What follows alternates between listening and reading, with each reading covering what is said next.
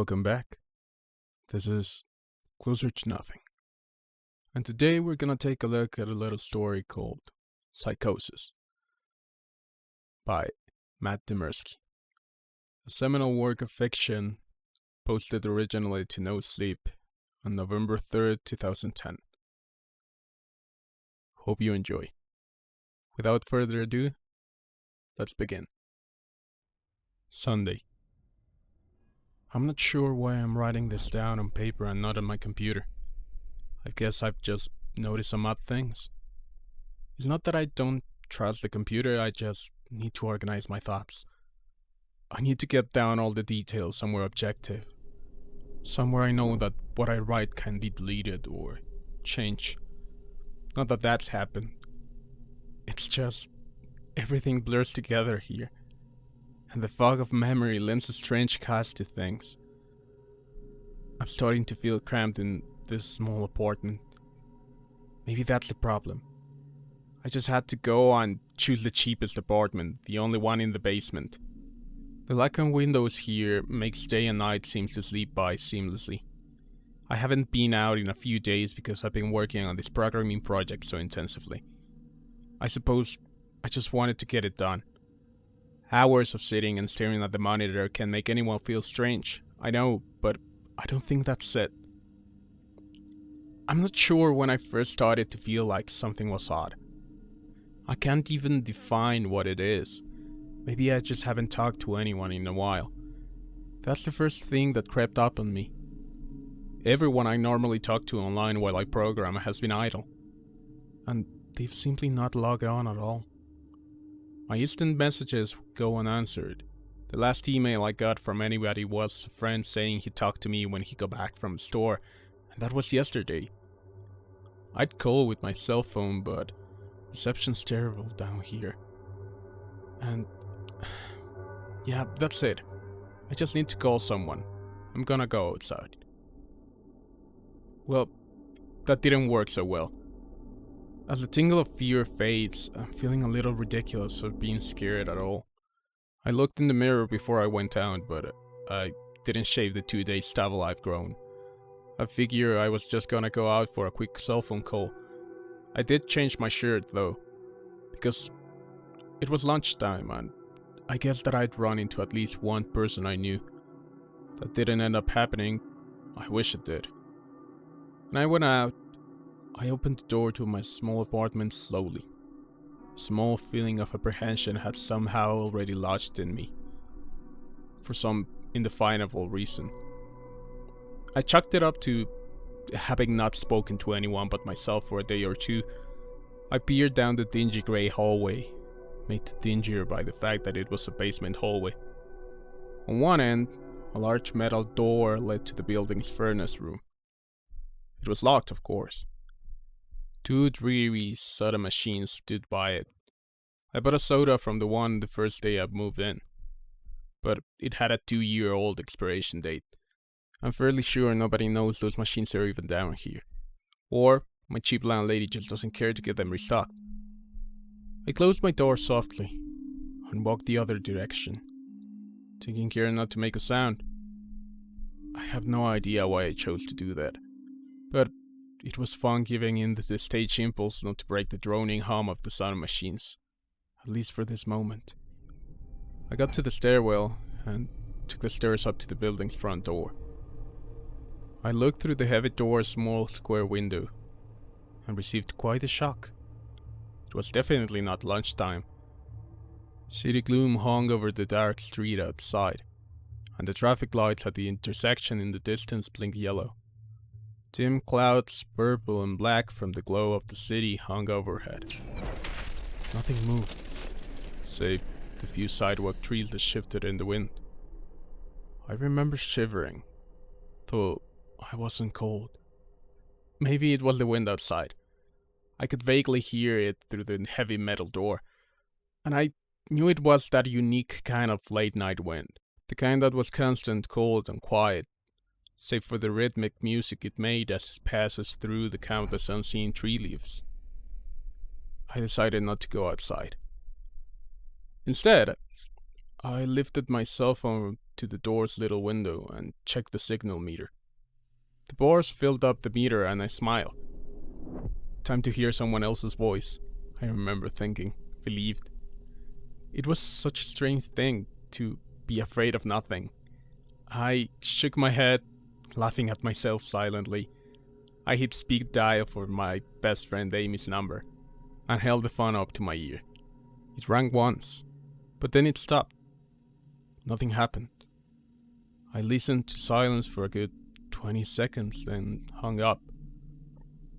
I frowned and looked at the signal meter again. Still full. I went to dial her number again, but then my phone rang in the hand, startling me. I put it up to my ear. Hello? Immediately finding down a small shock at hearing the first spoken voice in days, even if it was my own. I had gotten used to the droning hum of the building's inner working, my computer, and the set of machines in the hallway. There was no response to my greeting at first, but then finally a voice came. Hey, said a clear male voice, obviously of college age, like me. Who's this? John, I replied, confused. Oh, sorry, wrong number, he replied, then hung up. I lowered the phone slowly and leaned against the thick brick wall in the stairwell. That was strange. I looked at my received call list, but the number was unfamiliar. Before I could think of it further, the phone rang loudly, shocking me yet again. This time, I looked at the caller before I answered. It was another unfamiliar number. This time, I held the phone up to my ear, but said nothing. I heard nothing but the general background noise of a phone. Then, a familiar voice broke the tension. John? Was the single word in Amy's voice. I breathed a sigh of relief. Hey, it's you. Who else would it be? She responded. Oh, the number. I'm at a party on 7th Street and my phone died just as you called me. This is someone else's phone, obviously. Oh, okay, I said. Where are you? My eyes glanced over the drab whitewashed cylinder block walls and the heavy metal door with its small window. At my building, I sighed. Just feeling cooped up. I didn't realize it was so late. You should come here, she said, laughing. Nah, I don't feel like looking for some strange place by myself in the middle of the night, I said, looking out the window at the silent, windy street that secretly scared me just a tiny bit. I think I'm just gonna keep working or go to bed.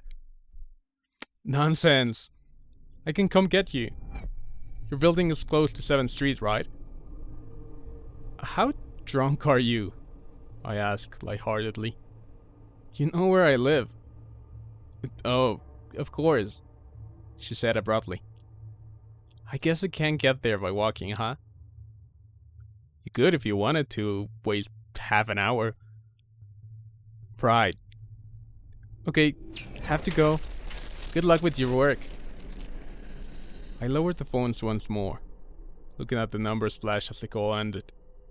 Then, the droning silence suddenly reasserted itself in my ears. The 2 strange calls and the eerie street outside just drove home my aloneness in this empty stairwell. Perhaps from having seen too many scary movies, I had the sudden, inexplicable idea that something could look in the door's window and see me.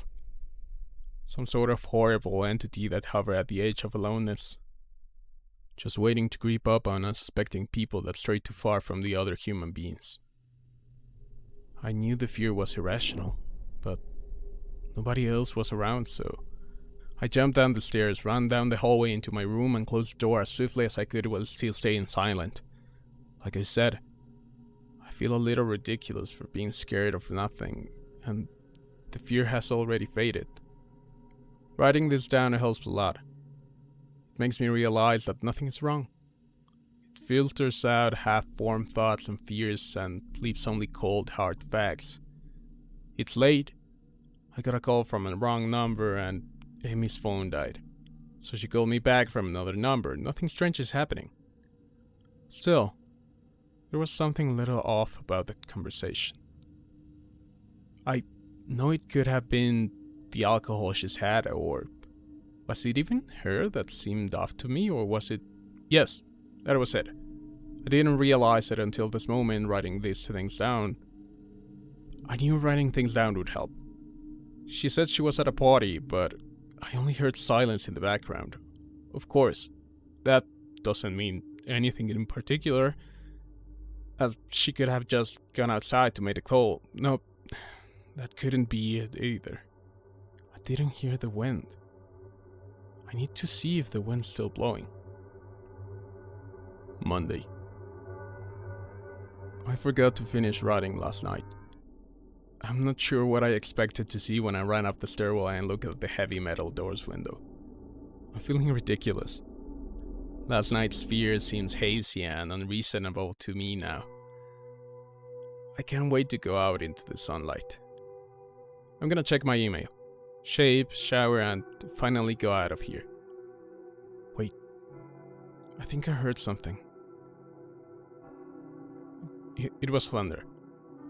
That whole sunlight and fresh air thing didn't happen. I went out into the stairwell and up the stairs only to find disappointment.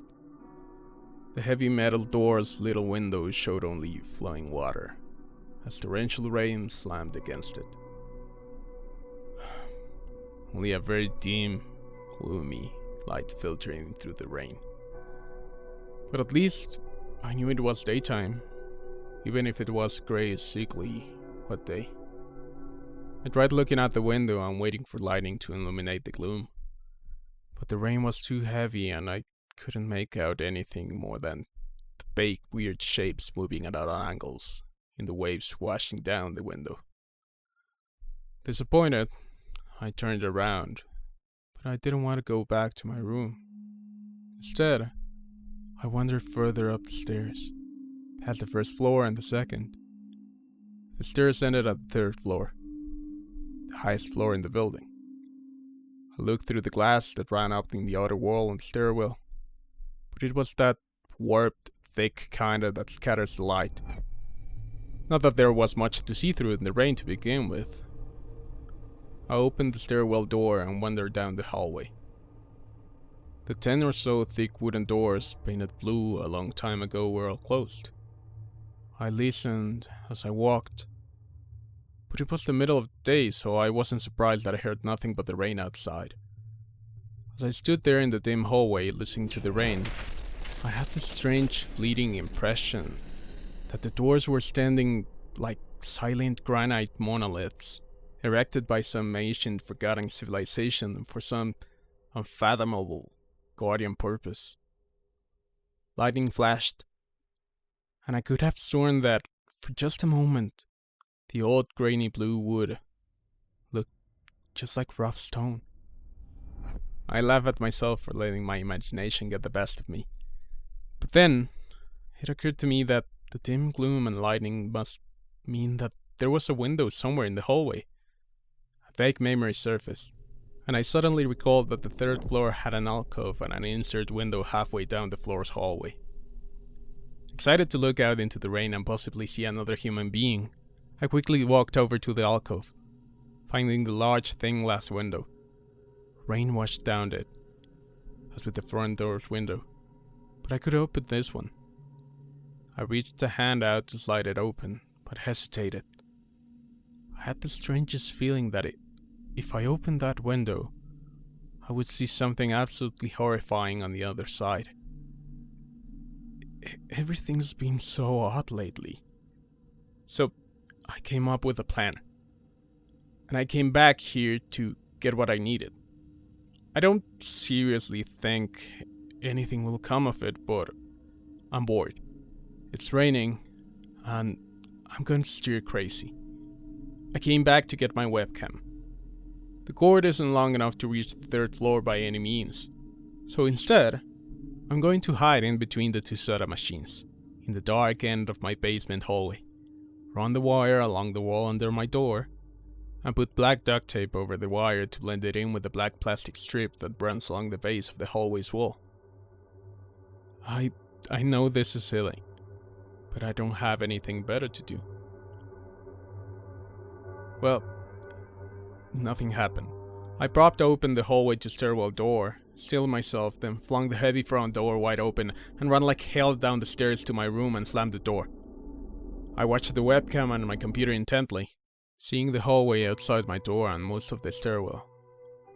I'm watching it right now and I don't see anything interesting. I just wish the camera's position was different so that I could see out of the front door. Hey, somebody's online. I got out an older, less functional webcam that I had in my closet to video chat with my friends online. I couldn't really explain to him what I wanted to video chat, but it felt good to see another person's face. He couldn't talk very long, and we didn't talk about anything meaningful, but I feel much better. My strange fear has almost passed. I would feel completely better, but there was something odd about our conversation. I know that I've said that everything has seemed odd, but still, he was very vague in his responses. I can't recall one specific thing that he said.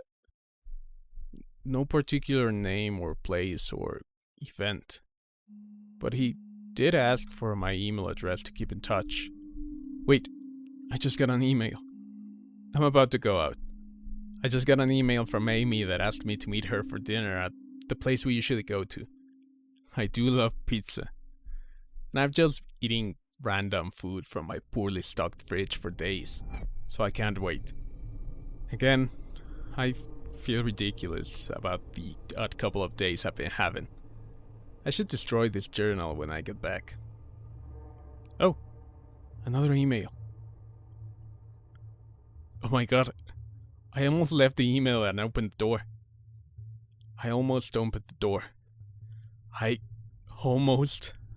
door, but I read the email first. It was from a friend I hadn't heard from a long time. It was sent to a huge number of emails that must have been every person he had saved in his address list. It had no subject, and it said simply, "Seen with your own eyes. Don't trust them, they." But what the hell is that supposed to mean? The words shocked me, and I kept going over and over them. Is it a desperate email sent just as something happened? The words are obviously cut off without finishing. On any other day, I would have dismissed this as spam from a computer virus or something. But the words, "seen with your own eyes." I can't help but read over this journal and think back in the last few days and realize that I have not seen another person with my own eyes or talked to another person face to face. The webcam conversation with my friends was so strange, so vague, so eerie. Now that I think about it, was it eerie? Or is the fear clouding my memory? My mind toys with the progression of events I've written here, pointing out that I have not been presented with one single fact that I did not specifically give out unsuspectingly. The random wrong number that got my name, and the subsequent strange return call from Amy, the friend that asked me for my email address.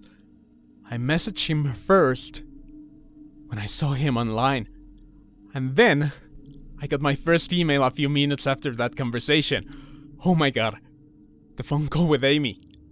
I said over the phone, I said that I was within half an hour's walk of the 7th Street. They know I'm near here. What if they're trying to find me? Where is everyone else? Why haven't I seen or heard anyone else in days? No. This is crazy. This is absolutely crazy. I need to calm down. This madness needs to end. I don't know what to think. I ran about my apartment furiously, holding my cell phone out to every corner to see if I got the signal through the heavy walls. Finally, in the tiny bathroom, near one ceiling corner, I got a single bar.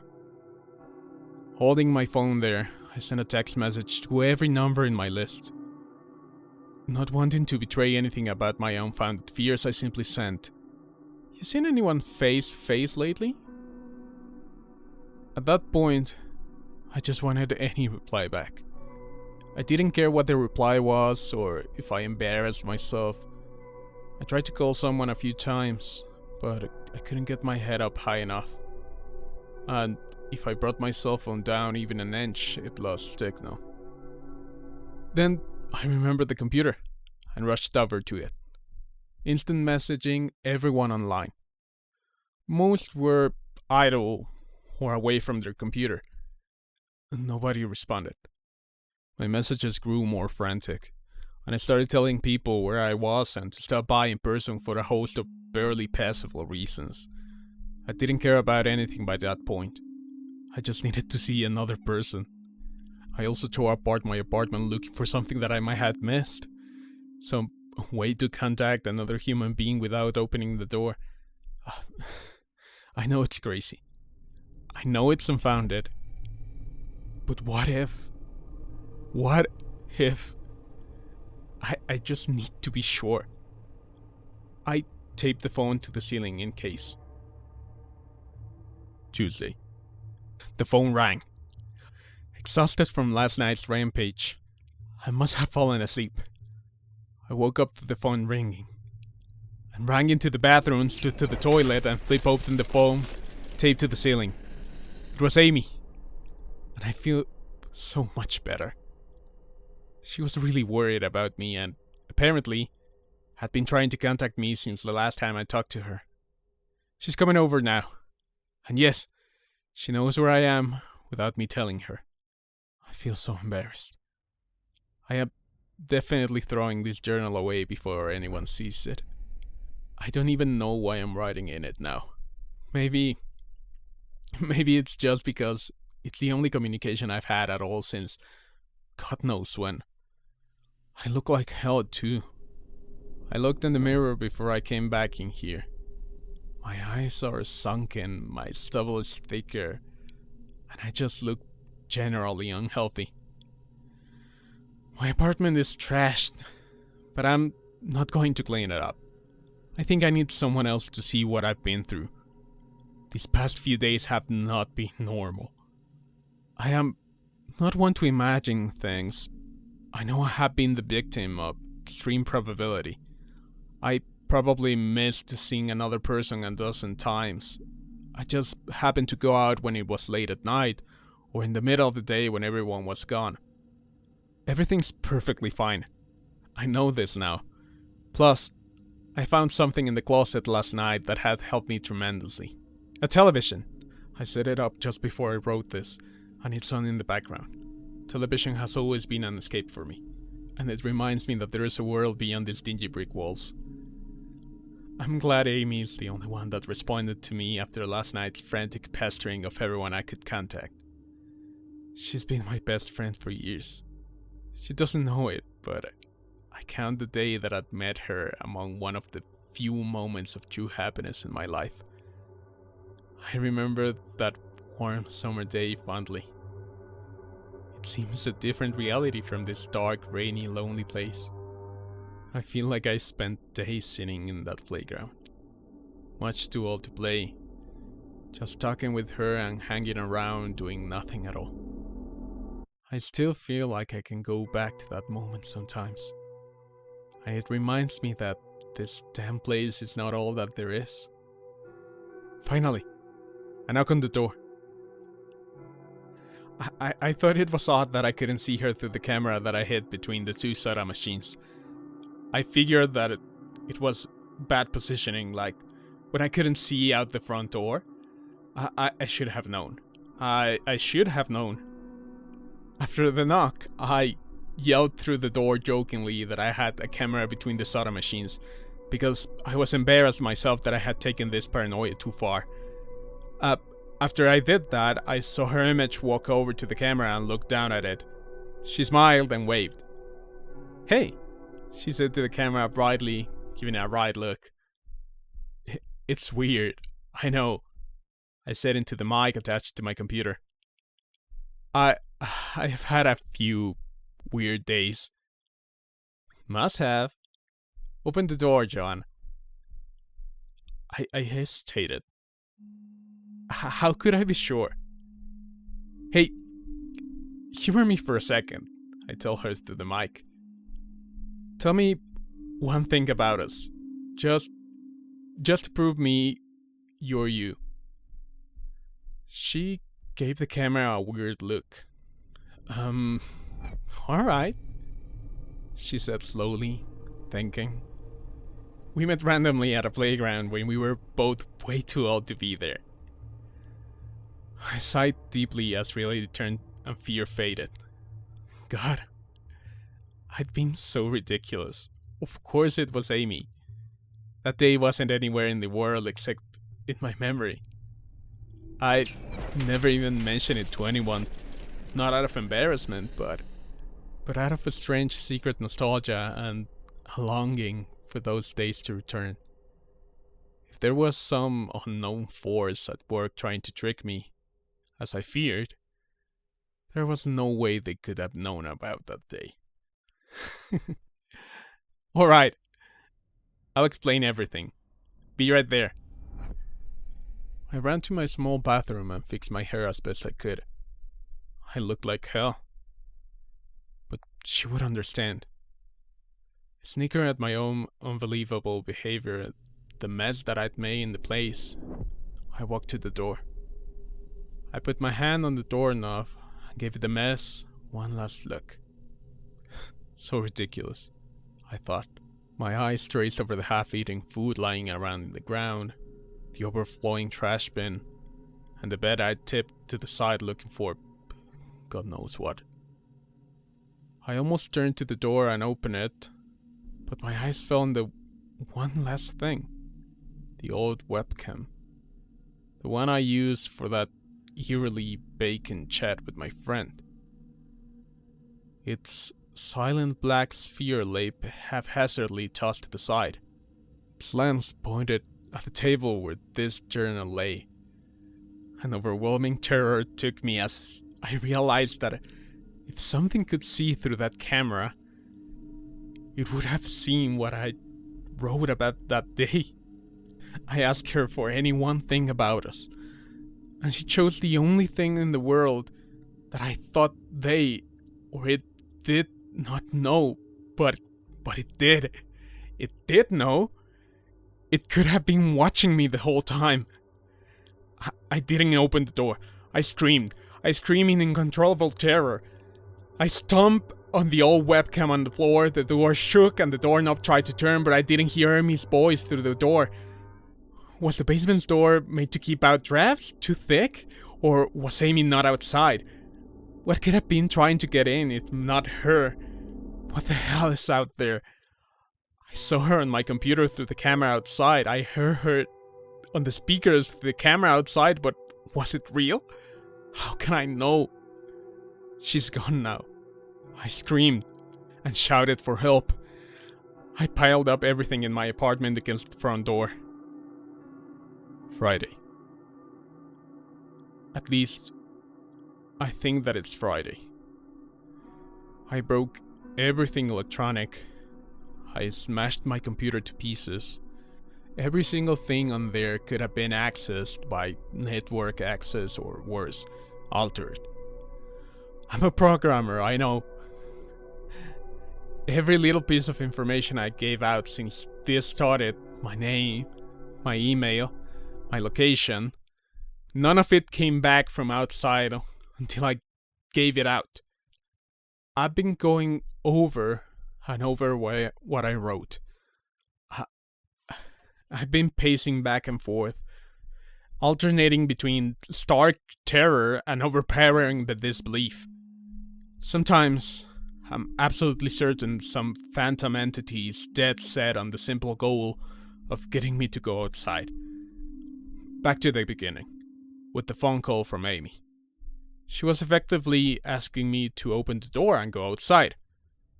I keep running through it in my head. One point of view says I've acted like a madman, And all of this is the extreme convergence of probability. Never going outside at the right time by pure luck. Never seeing another person by pure chance. Getting a random nonsense email from some computer virus at just the right time. The other point of view says that extreme convergence of probability is the reason that whatever's out there hasn't gotten to me already. I keep thinking, I never opened the window on the third floor. I never opened the front door. Until that incredibly stupid stunt with the hidden camera, after which I ran straight to my room and slammed the door. I haven't opened my own solid door since I flung open the front door of the building. Whatever's out there, if anything's out there, never made an appearance in the building before I opened the front door. Maybe the reason it wasn't in the building already was that it was elsewhere getting everyone else. And then it waited until I betrayed my existence by trying to call Amy. A call which didn't work. Until it called me and asked me my name. Terror literally overwhelms me every time I try to fit in the pieces of this nightmare together. That email, short, cut off. Was it from someone trying to get the word out? Some friendly voice desperately trying to warn me before it came. Seeing with my own eyes, don't trust them.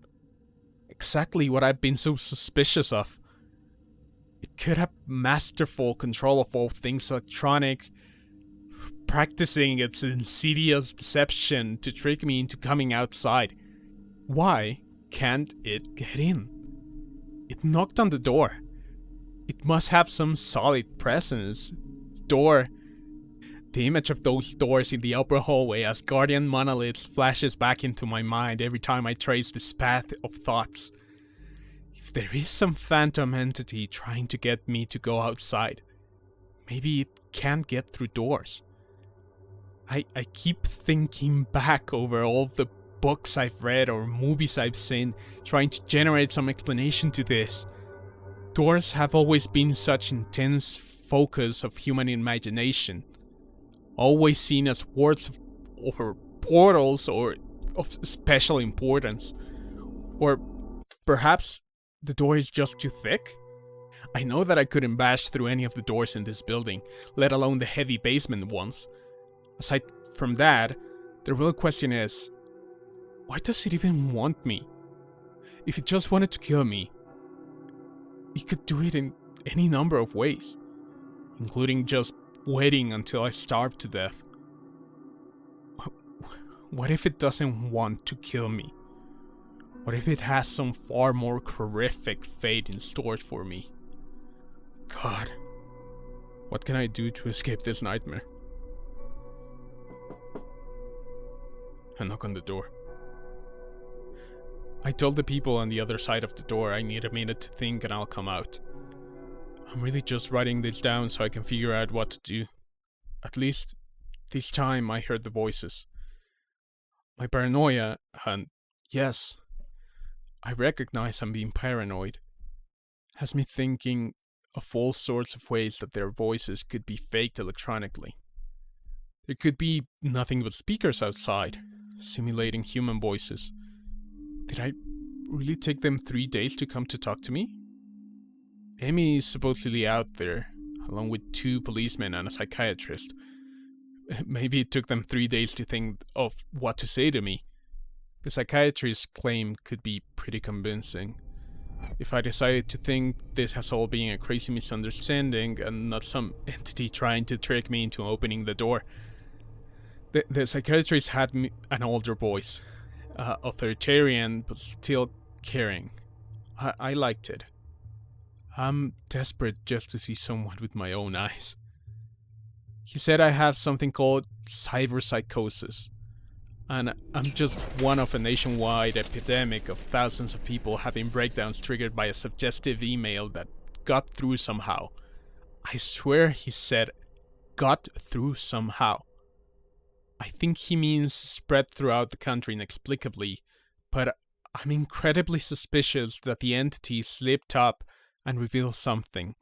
He said I am part of a wave of emergent behavior, that a lot of other people are having the same problem with the same fears, even though we've never communicated. That neatly explains the strange email about eyes that I got. I didn't get the original triggering email. I got a descendant of it. My friend could have broken down too, and tried to warn everyone he knew against his paranoid fears. That's how the problem spreads, the psychiatrist claims. I could have spread it too, with my texts and instant messages online to everybody I know. One of those people might be melting down right now, and being triggered by something I sent them. Something they might interpret any way that they want. Something like a text saying, "Seen anyone face to face lately?" The psychiatrist told me that he didn't want to lose another one. That people like me are intelligent, and that's our downfall. We draw connections so well that we draw them even when there shouldn't be there. He said it's easy to get caught up in paranoia in our fast-paced world. A constantly changing place where more and more of our interaction is simulated. I have to give him one thing.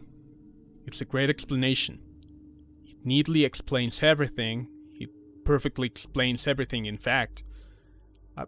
I have every reason to shake off this nightmarish fear that something or consciousness of being out there wants me to open the door so it can capture me for some horrible fate worse than death. It would be foolish. After hearing that explanation, to stay in here until I starve to death just to spite the entity that might have gotten everyone else, it would be foolish to think that. After hearing that explanation, I might be one of the last people left alive on an empty world, hiding in my secure basement door, spitting some unthinkable deceptive entity just by refusing to be captured. It's a perfect explanation for every single strange thing that I've seen or heard, and I have every reason in the world to let all of my fears go and open the door. That's exactly why I'm not going to. How can I be sure? How can I know what's real and what's deception? All of these damn things with their wires and their signals that originate from some unseen origin, they're not real. I can't be sure. Signals through a camera, fake video, deceptive phone calls, emails, even the television, lying broken on the floor. How can I possibly know it's real? It's just signals, waves, light. The door. It's bashing on the door. It's trying to get in. What insane mechanical contrivance could it be using to simulate the sound of men attacking the heavy wood so well? At least I'll finally see it with my own eyes. There's nothing left in here for it to deceive me with. I ripped apart everything else. It can deceive my eyes, can it? Seen with your own eyes, don't trust them. Wait, was that desperate message telling me to trust my eyes? Or warning me about my eyes too? Oh my god. What's the difference between a camera and my eyes? They both turn light into electrical signals. They're the same. I can't be deceived. I have to be sure. I have to be sure. Date unknown. I calmly asked for paper and pen, day in and day out, until it finally gave them to me. Not that it matters. What am I going to do? Poke my eyes out? The bandages feel like part of me now. The pain is gone. I figure this will be one of my last chances to write legibly, as, without my sight to correct mistakes, my hands will slowly forget the motions involved. This is a sort of self-indulgence, this writing. It's a relic of another time, because I'm certain everyone left in the world is dead, or something far worse. I sit against the padded wall day in and day out. The entity brings me food and water. It masks itself as a kind nurse, as an unsympathetic doctor. I think it knows that my hearing has sharpened considerably now that I live in darkness. It fakes conversation in the hallways, on the off chance that I might overhear. One of the nurses talks about having a baby soon. One of the doctors lost his wife in a car accident. None of it matters. None of it's real. None of it gets to me. Not like she does. That's the worst part. The part I almost can't handle. The thing comes to me, masquerading as Amy. Its recreation is perfect. It sounds exactly like Amy. Feels exactly like her. It even produces a reasonable facsimile of tears that it makes me feel on its lifelike cheek. When it first dragged me here, it told me all of the things I wanted to hear. It told me that she loved me, that she had always loved me, that it didn't understand why I did this, that we could still have a life together. If only I would stop insisting that I was being deceived. It wanted me to believe. No, it needed me to believe that she was real. I almost fell for it. I really did. I doubted myself for the longest time. In the end, though, it was all too perfect, too flawless, and too real. The false Amy used to come every day, and then every week, and finally, stopped coming altogether. But I don't think the entity will give up. I think the waiting game is just another one of its gambits. I will resist it for the rest of my life if I have to. I don't know what's happened to the rest of the world, but I do know that this thing needs me to fall for its deceptions. If it needs that, then maybe, just maybe, I am a thorn in its agenda. Maybe Amy is still alive out there somewhere, kept alive only by my well-trusted deceiver. I hold on to that hope, rocking back and forth in myself to pass the time. I will never give in. I will never break. I am a hero. The doctor read the paper the patient had scribbled on. It was barely readable, written in the shaky scripts of one who could not see. He wanted to smile at the man's steadfast resolve, a reminder of the human will to survive. But he knew that the patient was completely delusional. After all, a sane man would have fallen for the deception long ago. The doctor wanted to smile. He wanted to whisper words of encouragement to the delusional man. He wanted to scream, but the nerve filaments wrapped around his head and into his eyes made him do otherwise. His body walked into the cell like a puppet and told the patient, once more, that he was wrong and that there was nobody trying to deceive him.